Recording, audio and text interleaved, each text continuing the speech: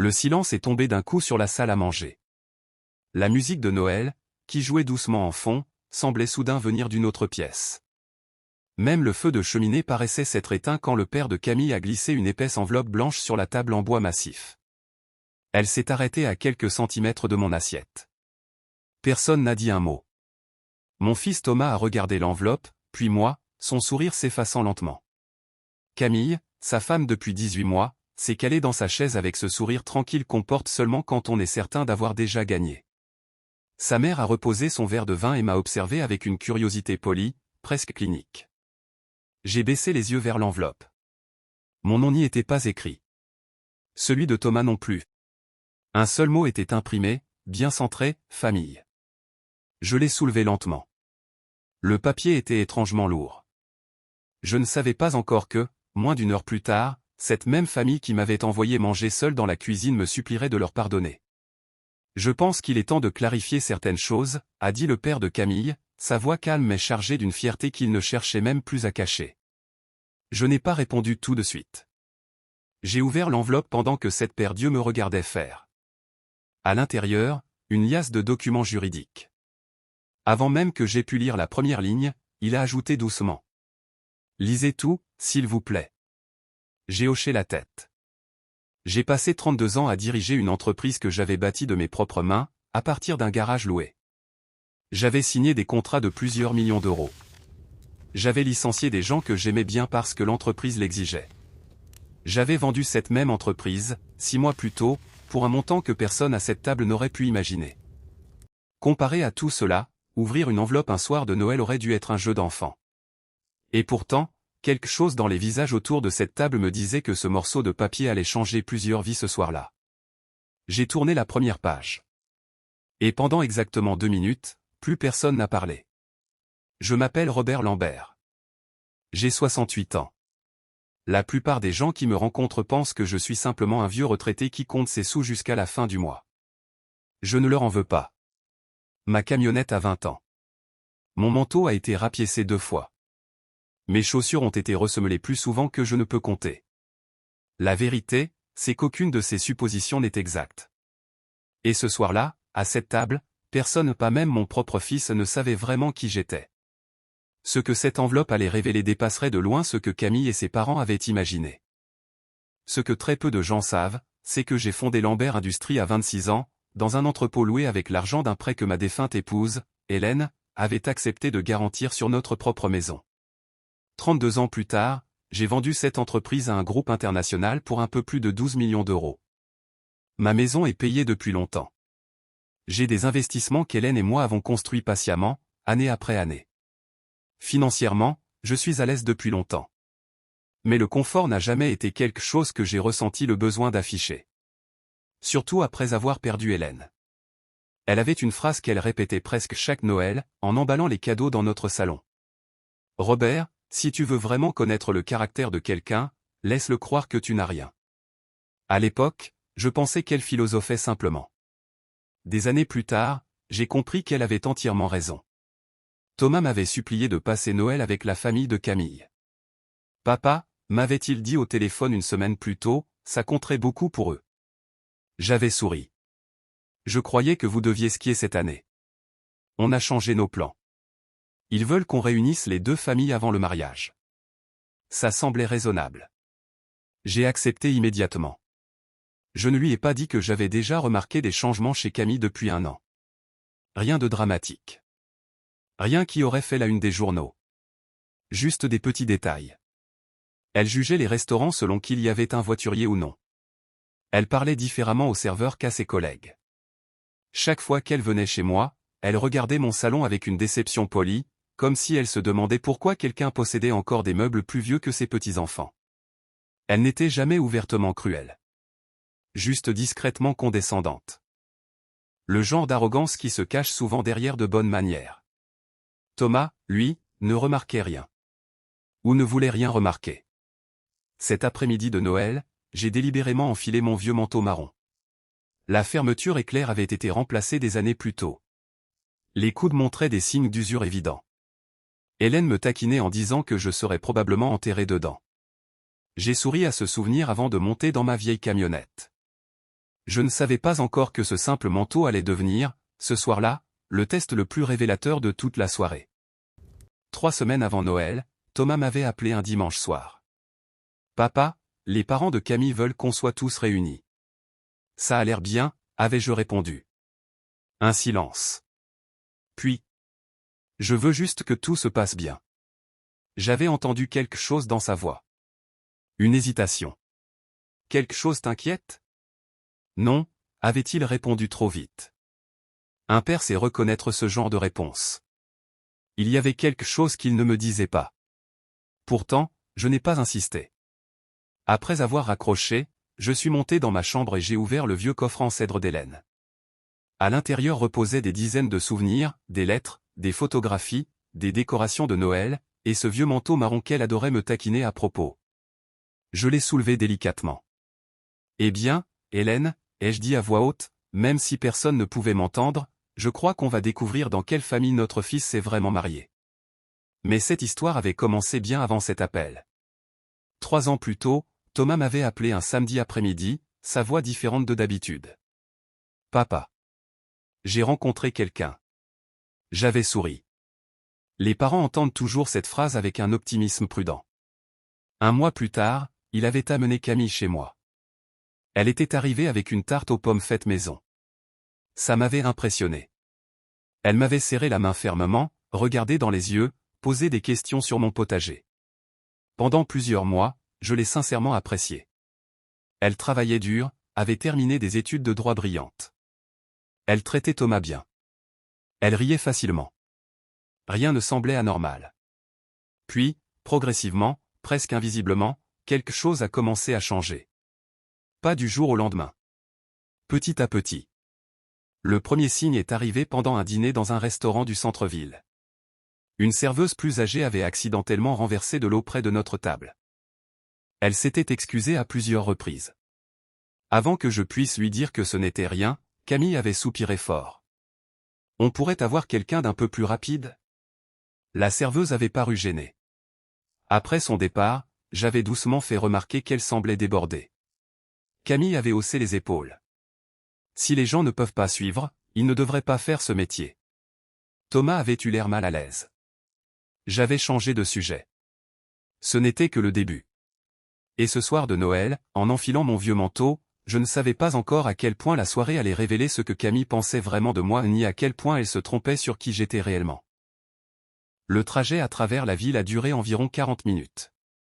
Les quartiers modestes ont peu à peu laissé place à de grandes maisons en pierre, des haies parfaitement taillées, des SUV de luxe garés dans chaque allée. Chaque maison ressemblait à une carte postale de Noël. Les parents de Camille habitaient au bout d'une impasse tranquille. Une belle maison. Rien d'excessif. Juste, réussi. Camille m'a accueilli en premier, dans l'entrée. « Bonsoir, Robert », a-t-elle dit avec un sourire poli. Jamais le papa. Jamais le Robert avec chaleur. Toujours ce ton neutre, presque professionnel. Je ne l'ai jamais corrigé. Elle a jeté un regard rapide vers mon manteau. Vous savez qu'il fait un froid glacial dehors. En effet. Vous devriez laisser Thomas vous offrir un vrai manteau d'hiver. Thomas a eu l'air gêné. Papa aime bien ce manteau. Camille a ri légèrement. Enfin, tout le monde mérite une mise à niveau un jour ou l'autre. J'ai souri. C'est ce qu'on m'a dit. À l'intérieur, la maison sentait la cannelle et le sapin frais. Des photos de famille couvraient les murs. Tout paraissait chaleureux, confortable, normal. Sa mère m'a accueilli poliment. Son père m'a serré la main fermement. Contrairement à Camille, ses yeux sont restés sur mon visage. Pas sur mes vêtements. Pas sur ma camionnette garée dehors. Juste mon visage. Ce petit détail m'est resté en tête. Puis Camille a ajouté, comme si de rien n'était. D'ailleurs, Robert, vous mangerez dans la cuisine avec les enfants ce soir. On manque de place à la table principale, et ce sera plus confortable pour vous, loin du bruit. Thomas a ouvert la bouche pour protester, mais elle avait déjà tourné les talons vers la cuisine. Je suis resté un instant silencieux, observant la scène. Un homme qui venait de vendre son entreprise pour 12 millions d'euros, invité à manger seul dans une cuisine, comme un employé qu'on tolère. J'ai simplement souri. Bien sûr, ai-je dit calmement. Hélène m'avait appris une chose, il y a longtemps, ne jamais corriger quelqu'un qui est en train de se révéler tout seul. Ce que je ne savais pas encore, c'est que cette humiliation, apparemment anodine, n'était que le début d'une soirée qui allait bouleverser bien plus que mon assiette. Assis à la petite table de la cuisine, j'entendais les conversations de la salle à manger à travers la porte entr'ouverte. Résidence secondaire, marché boursier, croisière de luxe, collection de vins. Je mangeais lentement, seul, pendant qu'une des filles de la famille, 8 ans, me tenait compagnie en dessinant des rennes sur une nappe en papier. « Vous êtes le papa de tonton Thomas » m'a-t-elle demandé. « C'est exact. Vous êtes gentil. Pourquoi vous mangez ici » Je n'ai pas eu le temps de répondre. Camille est entrée chercher du vin. « Tout va bien, Robert » a-t-elle demandé avec ce même sourire poli. « Très bien, merci. » Elle est repartie sans un regard supplémentaire. Un peu plus tard, Thomas est venu me voir, visiblement mal à l'aise. « Papa, je suis désolé pour la table, je ne savais pas que... » « Ce n'est rien, ai-je dit calmement. Retourne avec ta belle famille. » Il a hésité, puis est reparti, le visage tendu. De la salle à manger, j'ai entendu le père de Camille raconter une anecdote sur un collègue. S'il est toujours fauché après 65 ans, il a probablement pris de mauvaises décisions toute sa vie. Plusieurs personnes ont ri. Quelqu'un a acquiescé. La mère de Camille a ajouté, d'une voix presque compatissante. Ça doit être difficile de vivre avec un revenu fixe, de nos jours. Un silence a suivi. J'ai imaginé Thomas se raidir sur sa chaise. Personne, dans cette pièce, ne savait que vivre avec un revenu fixe décrivait, pour moi, un peu plus de 20 000 € par mois, sans compter les investissements. J'ai continué à manger tranquillement dans ma cuisine, souriant intérieurement. Hélène aurait adoré cette soirée. Elle aurait dit, laisse-les parler, Robert. Les gens se trahissent toujours eux-mêmes, tôt ou tard. Vers la fin du repas, Camille est revenue dans la cuisine, cette fois accompagnée de son père. « Papa voudrait vous parler d'une chose, avant le dessert » a-t-elle dit. Son père a posé sur la table une enveloppe épaisse, avec un seul mot imprimé dessus, « famille ». Je pense qu'il est temps de clarifier certaines choses avant le mariage, a-t-il dit, sa voix calme mais chargée d'une fierté qu'il ne cherchait même plus à cacher. J'ai posé ma fourchette. J'ai regardé l'enveloppe. Ce que j'allais découvrir à l'intérieur allait changer, en quelques minutes seulement, absolument tout ce que cette famille croyait savoir de moi. J'ai ouvert l'enveloppe lentement. La première page portait un titre officiel, « Accord familial de responsabilité financière ». J'ai continué à lire.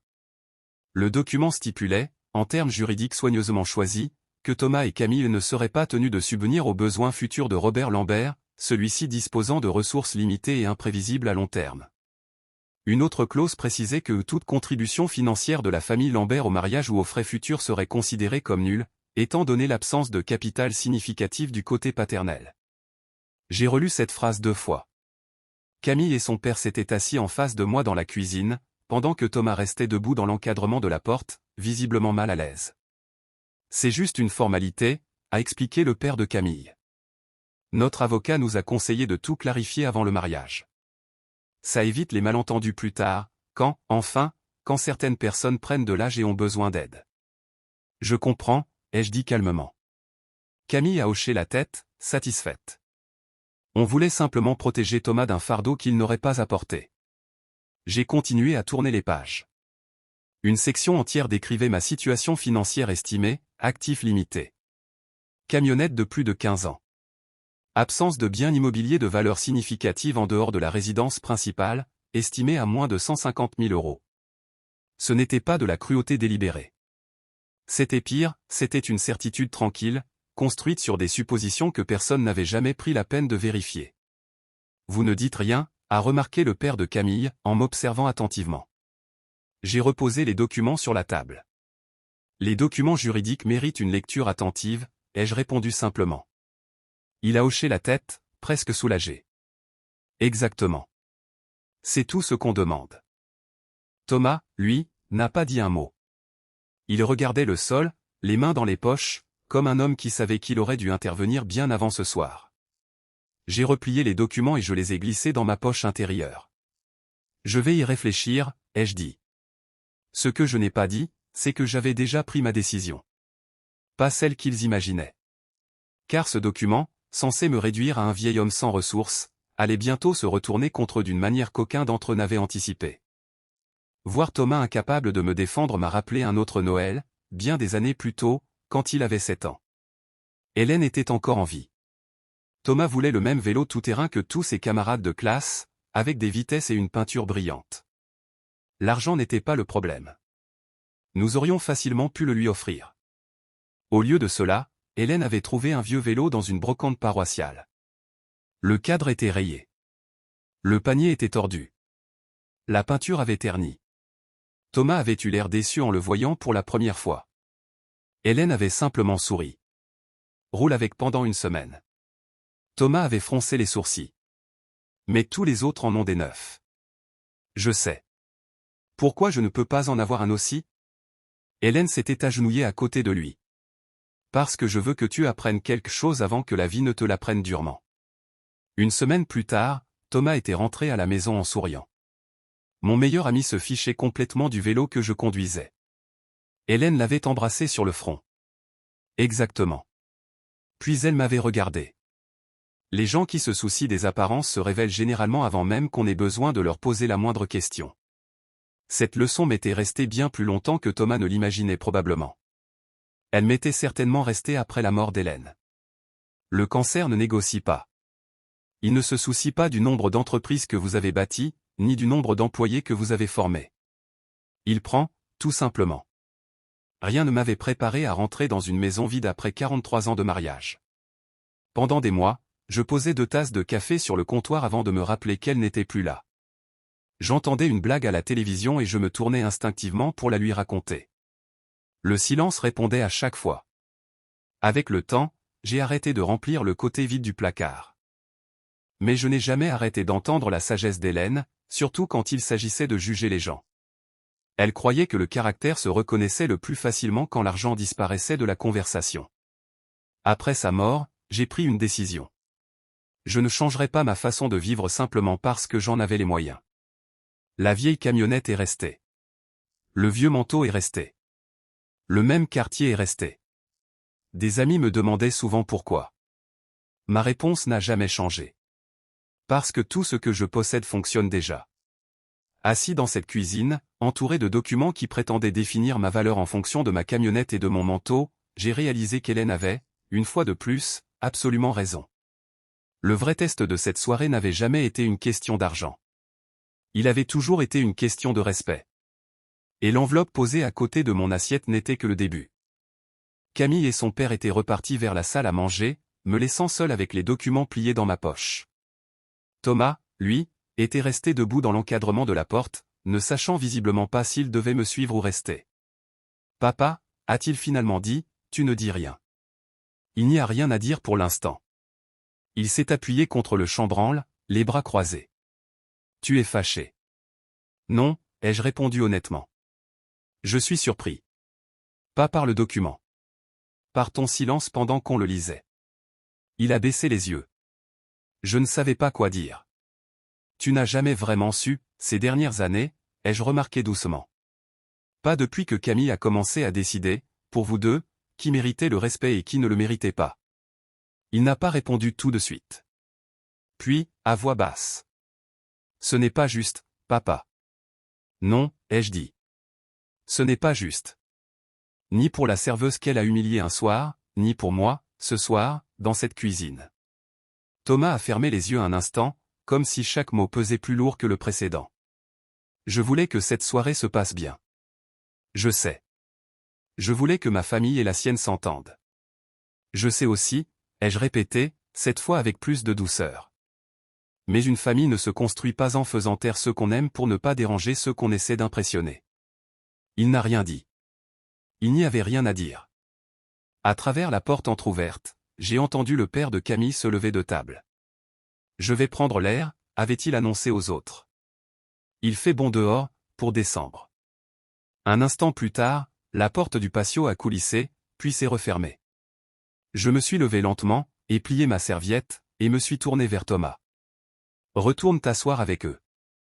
Je vais prendre un peu d'air, moi aussi. Il a hésité. Papa, je. Plus tard, Thomas. J'ai posé une main sur son épaule en passant, pour lui montrer que je n'étais pas en colère contre lui. Juste inquiet. Inquiet de voir mon fils devenir un homme qui savait reconnaître l'injustice, mais qui avait désappris à la nommer. En traversant le salon vers la porte arrière, j'ai aperçu, à travers la fenêtre du patio, la silhouette du père de Camille, seul dans le froid, les mains dans les poches, regardant fixement le jardin plongé dans l'obscurité. Il ne bougeait pas comme un homme qui prend simplement l'air. Il bougeait comme un homme qui attend quelqu'un. Et quelque chose me disait que ce n'était pas un hasard s'il s'était levé exactement à ce moment-là juste après avoir vu, depuis la salle à manger, l'expression sur mon visage. L'air froid de décembre m'a accueilli quand j'ai fait glisser la porte du patio. Les lumières de Noël se reflétaient sur la pelouse givrée. Le père de Camille n'a pas bougé tout de suite. Je me demandais si vous alliez sortir, a-t-il dit sans se retourner. Vous m'attendiez. En quelque sorte. Il s'est enfin tourné vers moi. Vous avez dirigé une entreprise. Ce n'était pas une question. En effet, ai-je répondu. Comment le savez-vous? Je le remarque généralement. La façon dont vous observez avant de parler. La façon dont vous n'avez rien dit dans cette cuisine, même quand ma fille vous y a envoyé comme on envoie un employé qu'on ne veut pas à table. Je n'ai rien répondu. Il a continué, sa voix plus basse. Je ne pense pas que vous ayez tout dit à mon gendre. Pardon à mon futur gendre. Non, ai-je admis. Je ne pense pas non plus que vous ayez tout dit à Camille. Non plus. Il a glissé les mains dans les poches de sa veste, le regard tourné vers le jardin. Parfois, les enfants ne voient que ce qu'on les laisse voir. C'est vrai. Il a regardé à travers la fenêtre du salon, où Camille riait avec sa mère, insouciante, comme si rien de la soirée ne pesait sur elle. Ce sont de bons enfants, a-t-il dit. Mais ma fille est devenue trop impressionnée par la réussite ces dernières années. Et je crains que votre fils ait suivi le même chemin, sans même s'en rendre compte. Il n'y avait ni colère ni jugement dans sa voix.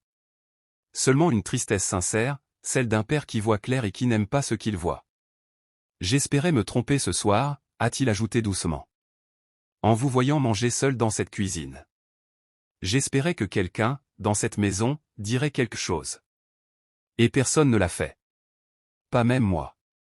À ce moment précis, j'ai compris quelque chose d'important, je n'étais pas le seul parent, ce soir-là, à observer discrètement le comportement des autres. Son propre père, un homme que je rencontrais à peine, surveillait aussi. Et, à en juger par son regard, il n'aimait pas ce qu'il avait vu depuis bien plus longtemps qu'une seule soirée. L'enveloppe que vous avez posée sur la table, ai-je dit prudemment. Ce n'est pas vraiment pour protéger Thomas de moi, n'est-ce pas? Il m'a regardé longuement, comme s'il évaluait si je méritais une réponse honnête. Non, a-t-il finalement dit. C'est pour découvrir si ma fille croit encore que l'argent est la seule chose qui mérite d'être protégée. Un long silence a suivi, rempli seulement par le bruit lointain de la télévision à l'intérieur. Et si elle ne le croit plus? Ai-je demandé. Alors ce document ne vaudra rien de plus qu'un test raté qu'elle n'aura jamais su qu'elle passait. Il s'est dirigé vers la porte, puis s'est arrêté, la main sur la poignée. Rentrons. Le dessert doit être servi. Quand nous sommes rentrés dans la maison, l'enveloppe reposait toujours sur la table basse, m'attendant. J'ai eu le sentiment qu'elle n'avait pas fini de raconter son histoire et que la prochaine personne à la rouvrir ne serait pas moi. De retour dans le salon, j'ai repris l'enveloppe. J'ai terminé ma lecture, ai-je dit calmement. Camille a souri. Alors? C'est bien rédigé, non? Notre avocat a dû facturer une petite fortune. Son père, cette fois, a froncé les sourcils.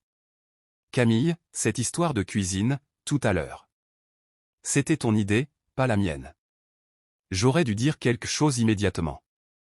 Camille a paru surprise. Papa, on manquait de place, c'est tout. On avait une chaise de libre à côté de moi, a-t-il répondu, sa voix plus dure qu'auparavant. Et pour le document, j'ai demandé à notre avocat de préparer un accord de clarification familiale.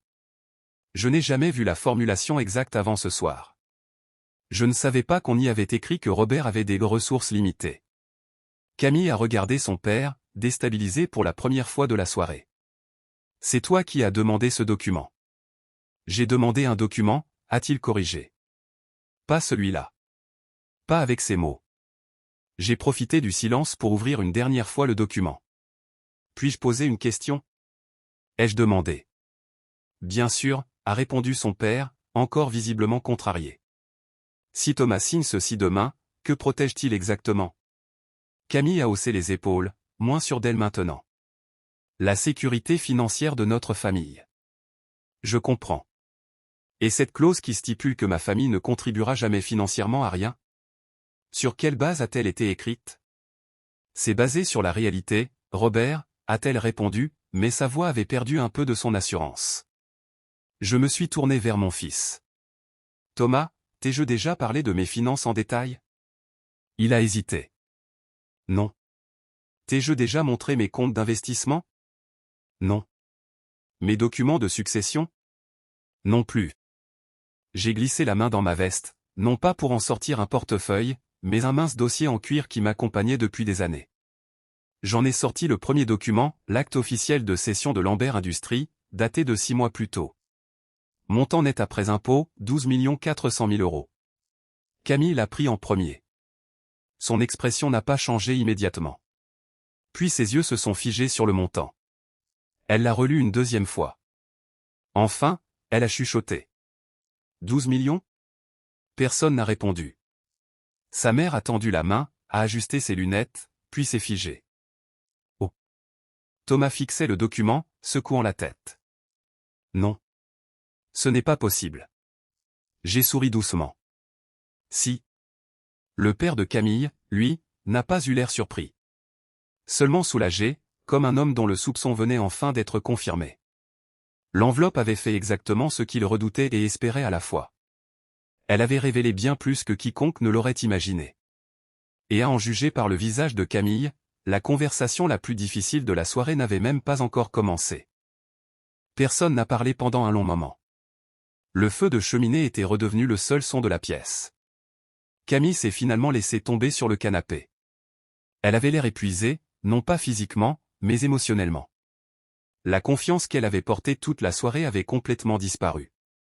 Je vous dois des excuses, a-t-elle dit, sa voix à peine audible. Je n'ai pas répondu immédiatement. De quoi vous excusez-vous exactement? Ai-je demandé calmement. Elle a regardé mon vieux manteau, accroché près de la porte d'entrée. La façon dont vous vivez. La camionnette. Le manteau. La cuisine, ce soir. J'ai supposé que si quelqu'un semblait modeste, il devait forcément l'être. J'ai terminé sa phrase doucement. Et donc il l'était probablement. Elle a hoché la tête, honteuse. Oui. Thomas a fermé les yeux. Papa, je suis tellement désolé. J'aurais dû dire quelque chose. Ce soir, et bien avant. Tu aurais dû, ai-je répondu simplement. Mais je préfère une excuse honnête à un silence poli. Le père de Camille, encore debout près du sapin, a repris la parole, sa voix plus posée maintenant. Camille, je t'ai vu changer, ces dernières années. Doucement. Sans même t'en rendre compte, je pense. Camille a levé les yeux vers lui, incertaine. Tu as arrêté d'appeler ta grand-mère aussi souvent depuis qu'elle est en maison de retraite, a-t-il continué. Tu as critiqué le mariage de ton cousin parce que la salle n'était pas assez élégante à ton goût. Et ce soir, tu as fait manger un homme remarquable dans la cuisine, comme s'il avait besoin qu'on le sauve d'une gêne qu'il n'a jamais ressentie. Camille a baissé les yeux, des larmes commençant à couler. Je ne pensais pas à mal, papa. Je sais, a-t-il répondu doucement. C'est souvent comme ça que ça commence. On ne pense jamais à mal. On pense juste que notre façon de voir les choses est la bonne. Sans un mot, Camille s'est levée et s'est dirigée vers l'entrée. Elle a pris mon vieux manteau, l'a tenu délicatement dans ses mains, comme si elle le voyait pour la première fois. J'ai regardé ce manteau, a-t-elle dit d'une voix tremblante, et j'ai cru qu'il me disait qui vous étiez. Il ne m'est jamais venu à l'esprit que peut-être elle m'a regardé et il me disait qui j'étais. Personne n'a bougé. Cette phrase s'est posée sur la pièce comme de la neige fraîche. Elle m'a tendu le manteau. Je suis sincèrement désolé, Robert. J'ai souri faiblement. Essayez encore. Elle a paru confuse. Vous m'appelez Robert depuis 18 mois. Elle a hésité. Puis, pour la toute première fois, elle a murmuré. Je suis désolé. Papa. Thomas s'est approché et m'a serré dans ses bras, plus fort que jamais auparavant. On a beaucoup à réparer, a-t-il dit. Oui, ai-je répondu. Mais reconnaître les choses, c'est déjà là où commence tout le reste. Ce que je ne savais pas encore, c'est que les excuses de cette soirée-là n'étaient que le début et que la vraie preuve du changement de Camille n'allait pas se voir ce soir, mais dans tout ce qu'elle ferait lorsque plus personne ne regarderait. Les mois suivants n'ont pas ressemblé à une transformation soudaine. Le vrai changement ne se produit jamais du jour au lendemain. 3 jours après Noël, Camille m'a appelé. J'ai failli laisser sonner, non pas par colère, mais parce que je voulais qu'elle ait le temps de réfléchir avant qu'on se parle à nouveau. « Bonjour, Robert » a-t-elle dit d'une voix hésitante. Je me demandais si je pouvais passer. Seul. Sans Thomas. Ça m'a surpris. Bien sûr. 1 heure plus tard, elle est arrivée avec 2 cafés du café que je fréquentais chaque mardi matin. J'ai pensé que vous apprécieriez quelque chose de familier, a-t-elle dit. Nous nous sommes assis à ma table de cuisine, celle-là même où elle m'avait fait manger seule quelques jours plus tôt. Ni l'un ni l'autre n'a touché son café pendant plusieurs minutes. Je n'ai pas beaucoup dormi, a-t-elle finalement admis. Je m'en doutais. Je continue à repasser cette soirée dans ma tête. Moi aussi. Elle a regardé autour d'elle, la vieille armoire, la table en bois usé, le bocal à biscuits d'Hélène toujours posé sur le comptoir. J'ai passé 3 ans à essayer de comprendre pourquoi vous viviez ainsi, a-t-elle dit. Je pensais que c'était par manque de choix. Maintenant je comprends que vous avez choisi cette vie. C'est vrai. Pourquoi? Je lui ai montré une vieille photographie, Hélène et moi devant notre toute première maison, minuscule, à peine 80 mètres carrés, la peinture s'écaillant déjà sur la façade. Cette maison nous a coûté toutes nos économies, ai-je dit. Et nous n'avons jamais été plus heureux qu'à cette époque-là. Elle a étudié la photo longuement. Vous avez arrêté de courir après les choses. J'ai commencé à protéger la paix, à la place. Elle est repartie ce jour-là avec, dans sa poche, une copie du document original, celui qu'elle a fait annuler dès la semaine suivante. Elle et Thomas ont consulté un autre avocat pour rédiger de nouveaux documents, cette fois-ci équitables pour les 2 familles. Le vrai changement s'est vu dans les mois qui ont suivi, dans les petits gestes. Elle a recommencé à appeler sa grand-mère chaque dimanche. Elle a appris le prénom de la serveuse du restaurant qu'elle avait humilié des mois plus tôt, Sylvie, et la salue désormais chaque fois par son nom. Un après-midi, je l'ai vue aider une vieille dame à porter ses courses jusqu'à sa voiture, sans savoir que je l'observais depuis le trottoir d'en face. Aucun public. Simplement de la gentillesse. C'est à ce moment précis que j'ai su que ses excuses étaient devenues réelles. Le mariage a finalement eu lieu un samedi chaud de mai. Non pas dans un country club luxueux, mais dans la petite église blanche qu'Hélène avait toujours aimée. Ce matin-là, j'ai attrapé mon costume, puis j'ai souri en apercevant, juste à côté, mon vieux manteau marron.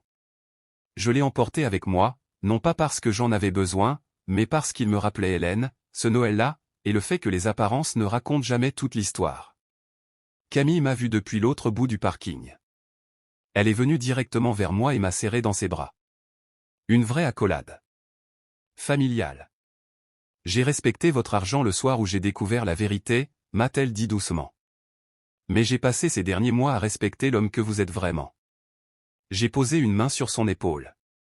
C'est la seule promotion qui compte, désormais. On me demande souvent si ce dîner de Noël a changé notre famille. C'est la mauvaise question. Ce dîner ne nous a pas changé.